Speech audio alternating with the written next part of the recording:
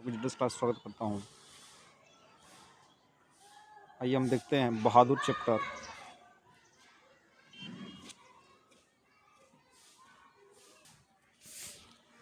अमरकांत जी द्वारा लिखित इस कहानी में आधुनिक भारत के छोटे से परिवार का प्रवेश हुआ है। मतलब ये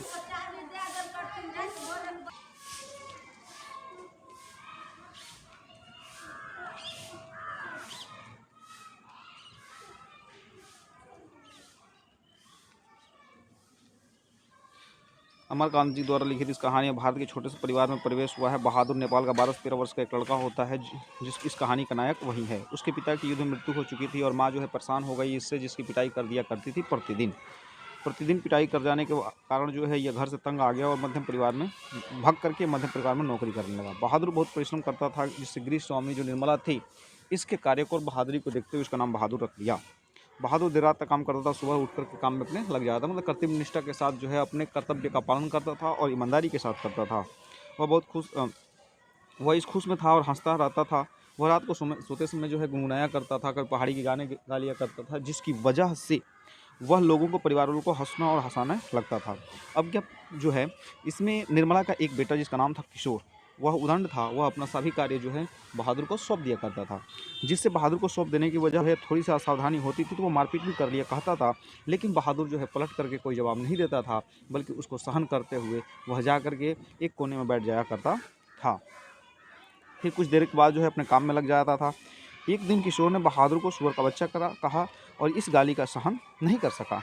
मतलब जब सुअर का बच्चा कहता है किशोर, तो बहादुर को यह बात बहुत बुरी लगती है और वह काम करने से मना कर दे। घर की स्थिति और जो होगी गलती होने पर भी किशोर और निर्मला उसे जमकर पीटते थे। मारपीट और गालियों कर बहादुर से गलतियाँ और भूलें अधिक होने लगी। एक रविवार को निर्मला के रिश्तेदार अपनी पत्नी और बच्चों के साथ निर्मला के घर आए। जैसे निर्मला के घर आते हैं तो उनके रिश्तेदारों ने क्या किया था कि अचानक उस रिश्तेदार की पत्नी नीचे फर्श गिर गई और चरपाई पर और कमरे के अंदर ढूंढने लगी। पूछने पर उसने बताया कि 11 रुपये जो है खो गए हैं और जो चरपाई पे ही निकाल कर रखते हैं। इसके बाद जो घर के लोग जो हैं पूरी तरह से बहादुर पे शक करने लगे। जब बहादुर पे शक करने लगे, बहादुर ने रुपए उठा लेने से इनकार कर दिया। बहादुर ने कहा कि मैंने पैसे नहीं चुराए हैं। सभी ने खूब पीटा और पुलिस से सुपुर्द कर धमकी दे दी। यह सब सोचकर पिटाई के डर से अपना अपराध स्वीकार कर लेगा। उन्होंने को सोचा कि यदि हम लोग इसको डराते हैं तो यह अपना स्वीकार क्या कर लेगा, अपने पैसे को स्वीकार कर लेगा।